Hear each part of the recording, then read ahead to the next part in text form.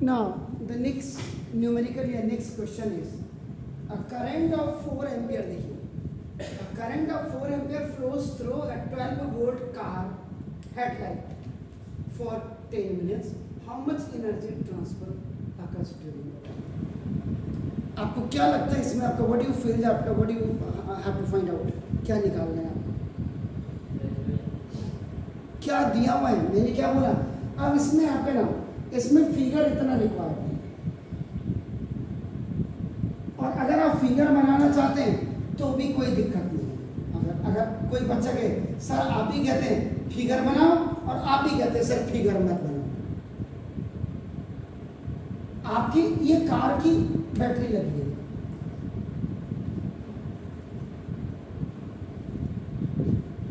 This is a 12 volt की ये car की बैटरी है।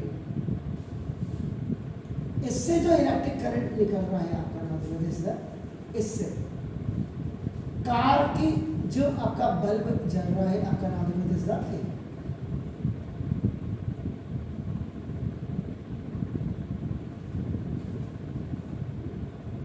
ये आपका 10 मिनट तक जल रहा है।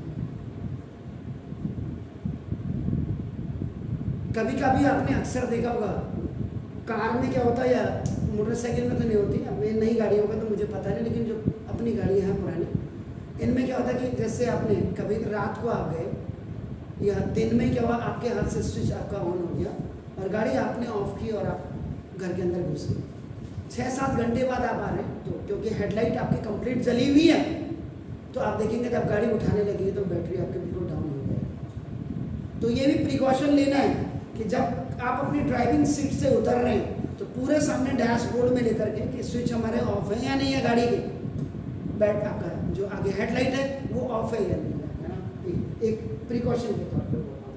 तो 12 वोल्ट की जो कार की बैटरी है, इस बैटरी से आपका नाम एक बल्ब आपका जल रहा है, इसमें जो I = 4 एम्पियर का करंट आपका फ्लो है इस बल्ब में 10 मिनट के लिए 10 मिनट के लिए।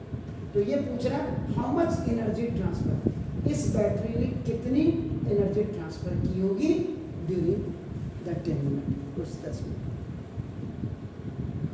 तो आपका ये अब सबसे पहले मैंने क्या बोला फिगर बना दिया, लेकिन ये फिगर आपका कितने लोगों को समझ आता है, ये जो आप देखो ना दिस। अब आपका जो गिवन, मुझे गिवन में क्या क्या दिया पहले मैं आपका देखूंगा। तो आपका फर्स्ट करंट देखिए, करंट आपका I = आपका 4 एम्पियर मुझे दिया। आपकी कोई जरूरी नहीं, ओनली इफ यू राइट ए लिखोगे तो भी आपका चल जाएगा। अब आपका देखो पावर, पावर का मतलब यहाँ पे क्या, मेरा पावर का मतलब यहाँ पे इसको वोल्टेज का मेरा, ऐसा मत सोचिएगा पावर के लिए, वोल्टेज V = आपका 12 वोल्ट, ये भी आपका दिया हुआ है। एंड टाइम = आपका T = दिस बल्ब इज अपना वर्किंग फॉर 10 मिनट आपका हेडलाइट का आपका 4 एम्पियर का करंट इस 12 वोल्ट की बैटरी से 10 मिनट के लिए आपका वो हेडलाइट्स कार की जल रही है। तो ये बैटरी कितना ट्रांसफर कर रही है, इसका मतलब पहली चीज तो तेल। इसीलिए मैं कहता हूँ मेरा जो मेन उद्देश्य है कि फिगर बनाओ, गिवन लिखो, टू प्रूव लिखो, ये टू फाइंड आउट लिखो, ये इसलिए आपको इससे क्लियर हो जाएगा हमको क्या दिया हुआ है, इसके बेस पे आपका नाम, इससे आपको आप इसको हाउ मच एनर्जी, ये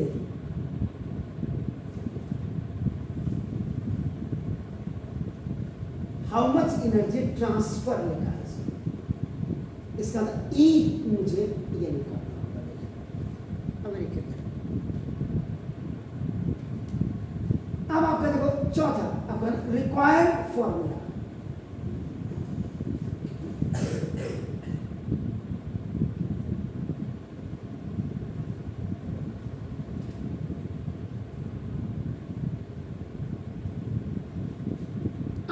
वो चीज देखना, वो फॉर्मूला आपका, you have to recall that formula in which जहां I भी आ रहा हो, जहां V भी आ रहा हो, जहां T की जरूरत भी हो और जहां E भी निकाल सके।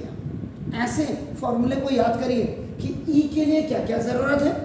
अब आपका आप सिंपल E के लिए जरूरत किस किस आपका नाम कंटेंट्स की जरूरत है और उस कंटेंट्स को निकालने के लिए ऊपर के जो गिवन दिए हुए कंटेंट्स वो कहाँ पे परफेक्ट आपका बैठेगा, उनकी यूनिट्स क्या होंगी। मैंने तभी क्या है सर, इसीलिए मैं बार बार कहता हूं आप लोगों की जो किताबें ये डिजाइन की हैं मेरे हिसाब से they are the fullest, completely fullest in India.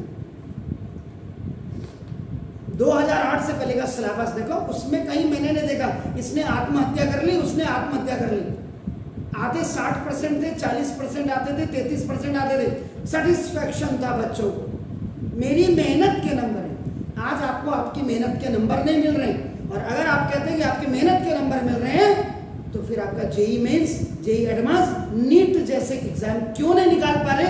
This question can be raised in front of CBSE, और जो बैठे हुए ऊपर एसी रूम में उनको पूछना चाहिए आपके पेरेंट्स को।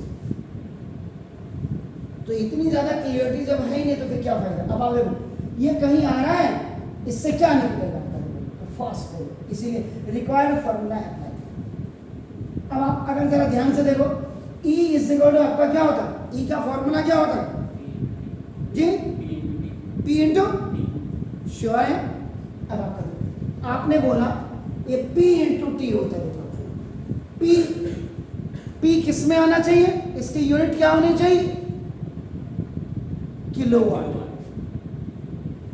और टाइम किस में होना चाहिए, आर। गड़बड़ मत करिए, इसीलिए यूनिट्स लिखा हुआ है। तब जाकर के आपका देखो ये एक चीज तो आपकी बिल्कुल क्लियर होगी। इसका मतलब for finding the energy you just want the power and the time.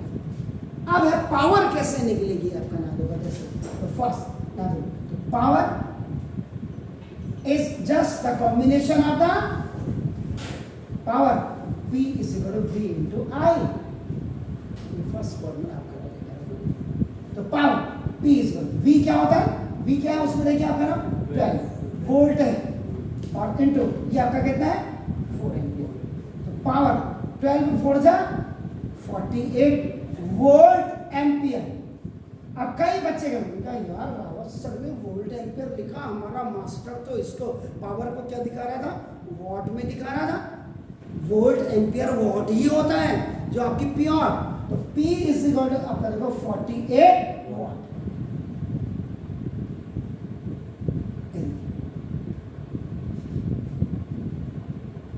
But now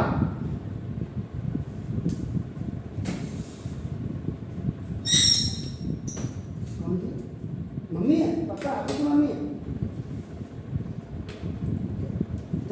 तो पावर आपका देखो 48 वॉट हो गया। अब अकॉर्डिंग टू दिस इसको you have to change into the kilowatt. ये देख लीजिए, ये क्वेश्चन ऐसे नहीं होते न्यूमेरिकल के, इसीलिए क्या बोला था। अब आपका देखो 1 kilowatt is equal to 1000 watt. तो 1 watt is equal to 1 upon 1000 kilowatt. ना तो 48 watt is equal to 40 upon 1000 kilowatt. तो देखो 10 से 0.04 पालन 40, अच्छा 48, ओके सॉरी। अब आपका क्या हो गया, तो अब आपका कटेगा नहीं, तो आपका 0 पॉइंट कितना होगा, कितने लगाओ जल्दी बताइए जल्दी। 0.048 ब्यूटीफुल। अब आपका ये किस में आ गया, किलोवाट में। तो देखो पावर ना, पावर आपके देखो किलोवाट में, ये देखिए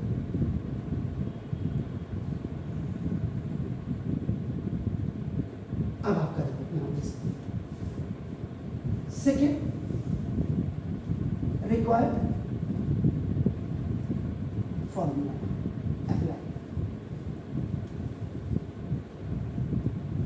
E इज इक्वल टू आपका P इंटू टी। तो P आपका कितना है 0.048 किलोवाट इंटू टाइम। अब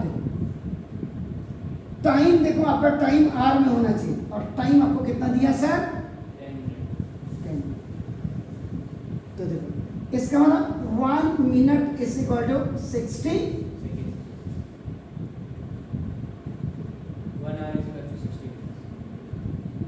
1 मिनट इज इक्वल टू 1/60 और आपका इसका होगा 10 minute is equal to 10/60 hour is equal to 1 क्या हो जाएगा 6 आवर। यहाँ पर 1/6 आवर हो जाएगा। तो इससे इसको काट दीजिएगा तो 0.0 आपका कितना हो जाएगा 1.0.1। यहाँ बताइए मुझे 0.8 आएगा या 0.008 आएगा 8 किलोवाट इतनी इलेक्ट्रिकल एनर्जी आपकी। और किलोवाट आवर क्या होता है ये कॉमर्शियल यूनिट है। इसी को सिंपल लैंग्वेज में क्या कहते हैं आपने कहा मेरा बिजली का बिल इतना आ रहा है इसको मेरा बिजली का बिल इतना यूनिट आया तो यूनिट ही आपका क्या होता है किलोवाट आवर। आपका बस आप यहाँ पे इसको आंसर में यहाँ पे लिख देंगे। श्योर हो गया तो देख लीजिए कैसे किया है। खाली ये नहीं कि भीड़ में शामिल कभी मत होइए, भीड़ से अलग रहिए, तभी आपकी आइडेंटिटी तभी आपकी पहचान होगी।